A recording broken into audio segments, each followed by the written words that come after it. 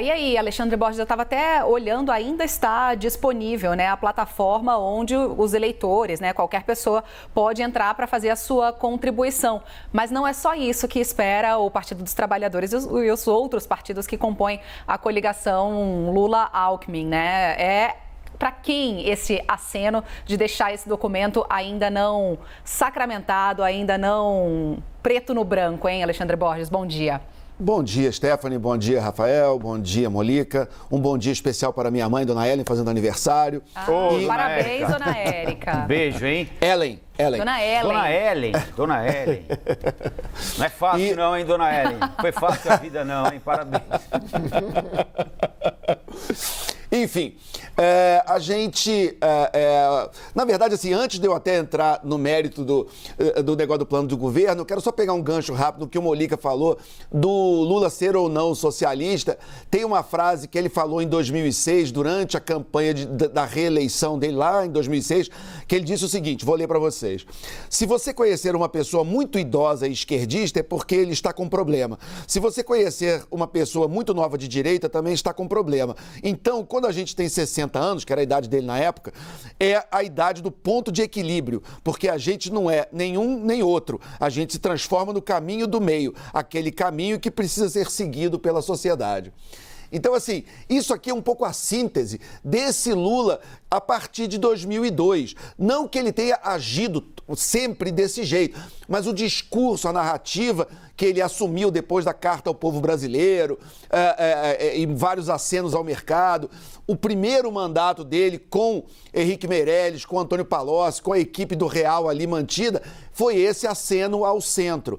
Agora, e isso é o que o pessoal chama de Lula 1, que o Lula 1 teria sido, porque do primeiro mandato, 2003, 2006, teria sido esse Lula mais ao centro. E o Lula 2, o Lula do segundo mandato e que entregou o país para Dilma, seria um Lula mais à esquerda, mais puxado ali para a nova matriz macroeconômica. Foi quando, por exemplo, ele entrou numa rota, eu lembro muito disso, quando ele entrou numa rota de colisão com o falecido Roger Agnelli da Vale, que foi talvez o maior CEO da história do Brasil. O que ele fez com a Vale do Rio Doce é uma coisa que tem que estar nos livros de administração do mundo inteiro. O Brasil, que não é exatamente uma referência de administração de empresa, mas o que o Roger Agnelli fez em 11 anos na Vale é realmente um caso para se estudar.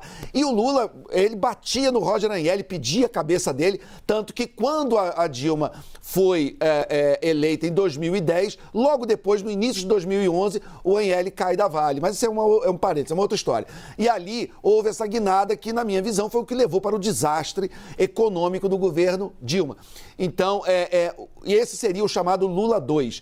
Então, há uma dúvida, e é por isso que não o plano de governo apenas, o papel, porque papel aceita tudo, mas qual é o verdadeiro compromisso de Lula? É ele reviver o Lula 1, o Lula mais ao centro, com alguma responsabilidade fiscal e com algum aceno ao social, e não essa farra que nós estamos vendo de uns meses para cá, quando o Paulo Guedes acabou basicamente com o teto de gastos. É engraçado o PT falar em acabar com o teto de gastos, alguém precisa avisar que o Paulo Guedes já acabou com o teto de gastos. Mas segundo o ministro agora é teto retrátil, não acabou, ele vai... Teto solar, né? Teto solar. Dependendo do que você tem na testa, né? O teto solar ajuda. Mas enfim... Mas enfim, então assim... A responsabilidade fiscal já acabou, né? Quer dizer, o que foi feito com o PEC Kamikaze, PEC dos precatórios, o que foi feito nesse governo de meses para cá, na tentativa da reeleição, eu já falei aqui isso outras vezes, é a maior investimento de dinheiro público numa candidatura na história do Brasil. A quantidade, os bilhões que o Brasil está gastando para tentar reeleger esse presidente, realmente é uma coisa absolutamente sem precedente. Então, quando Henrique Meirelles, e voltando ao ponto que vocês falaram, quando Henrique Meirelles saiu num evento e anunciou publicamente o apoio a Lula, na mesma hora a Bolsa de Valores reagiu bem, o dólar caiu, enfim, porque o mercado falou, opa, peraí, de repente é o Lula 1 que está vindo aí. Se for o Lula 1, a gente precifica e o Brasil não acaba. Agora, Alexandre, eu queria só te fazer uma pergunta aqui. Por exemplo, a gente acompanhou, é claro que era outra circunstância, outro mundo, é até difícil comparar o hoje com o ontem, né? Que dirá voltar lá para 2015. Mas, por exemplo, O governo Dilma Rousseff, já num momento complicado, o impeachment parecia inevitável, convoca o Joaquim Levy para tentar fazer um ajuste de contas. E o Joaquim Levy apanhava de manhã, de tarde e de noite do PT. Então, beleza. Agora o candidato Lula quer abraçar o mundo, frente ampla, temos aqui os nossos iguais, temos os diferentes, tudo no plano de governo. Ele vence a eleição eventualmente no primeiro turno.